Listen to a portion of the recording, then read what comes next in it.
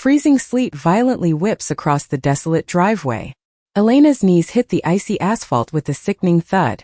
She desperately clutches her lower back, her fingers immediately slipping on the warm, wet blood soaking through her thin hospital shirt. The fresh, unstitched surgical incision from the bone marrow extraction tears open a fraction more with every erratic breath she takes. Two massive security guards drag her battered suitcase through the mud, hurling it effortlessly over the towering wrought iron gates. High above on the master balcony, Clara leans over the marble railing. She doesn't speak. She slowly taps her perfectly manicured, sharp red nails against the heavy, antique diamond heirloom necklace resting on her collarbone. A slow, chilling smirk stretches across Clara's face as she casually tosses a crumpled $100 bill into the freezing wind, watching it flutter down into the muddy puddle right next to Elena's shaking hands. The massive iron estate gates slam shut with a deafening final clang. The heavy deadbolt aggressively slides into place. Elena collapses into the freezing slush, her teeth chattering uncontrollably as the biting wind rips through her soaked clothes. She pulls her knees to her chest, frantically shoving her bruised, freezing hands deep into the pockets of the oversized wool coat the old estate butler had quickly thrown over her shoulders during the chaos. Her right hand suddenly freezes. Her trembling fingers brush against something cold, heavy, and entirely out of place buried deep in the pocket lining. She slowly pulls it out, holding it up under the harsh yellow glow of the street lamp. It's a rusted brass post office box key. Elena's breathing completely stops. Her thumb traces the deep grooves of the metal teeth. The key isn't just rusted. The entire jagged edge is slick with fresh, still wet crimson blood. And it isn't her blood.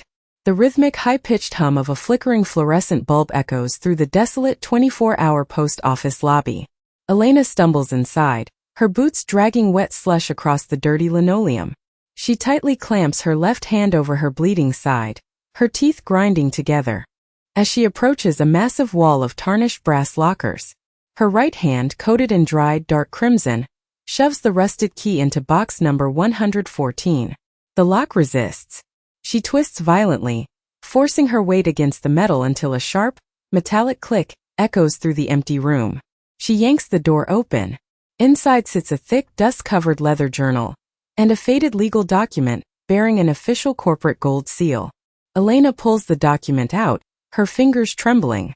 She flips past the dense pages of text straight to the final disclosure page. Her eyes widen as she stares at a certified asset allocation chart from 10 years ago.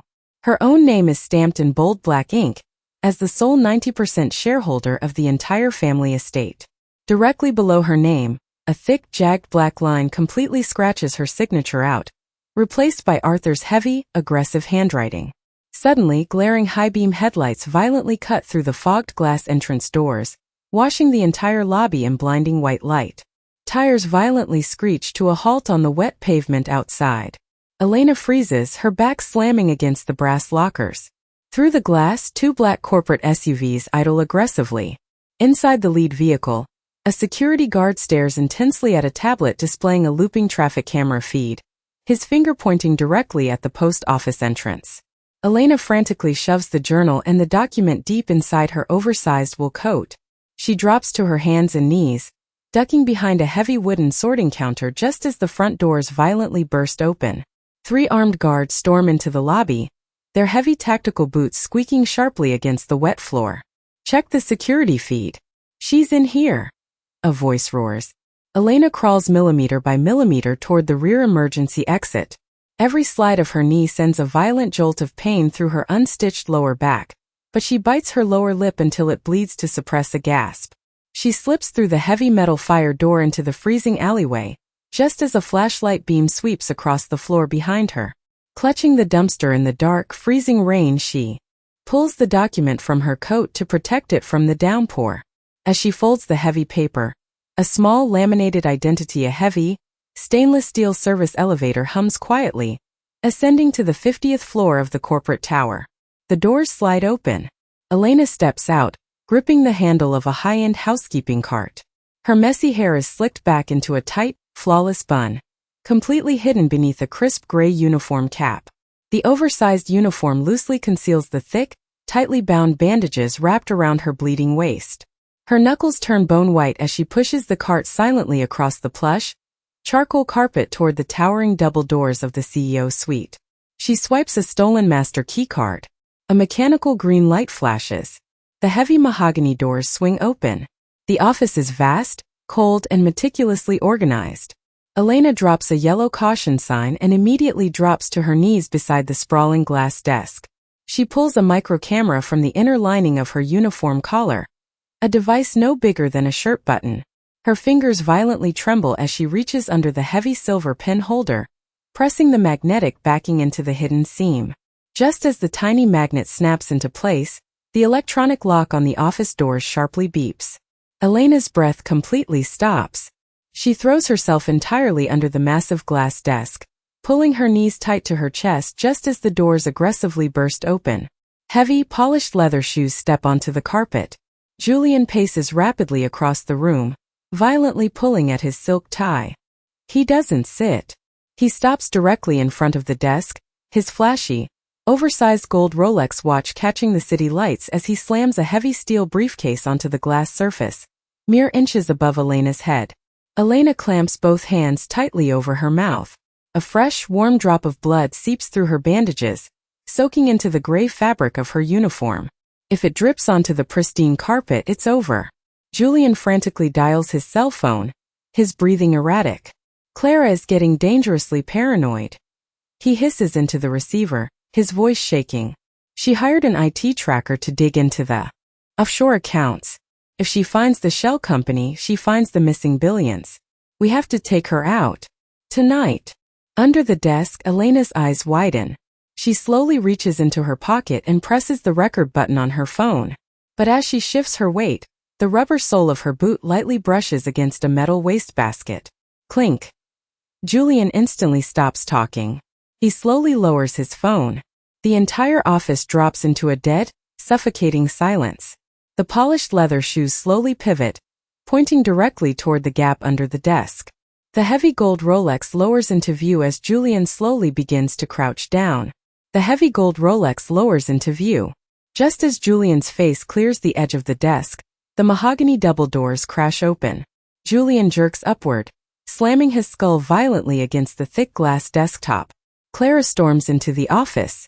She jabs her sharp red nails into a crumpled stack of printed papers, her eyes darting wildly with unhinged paranoia.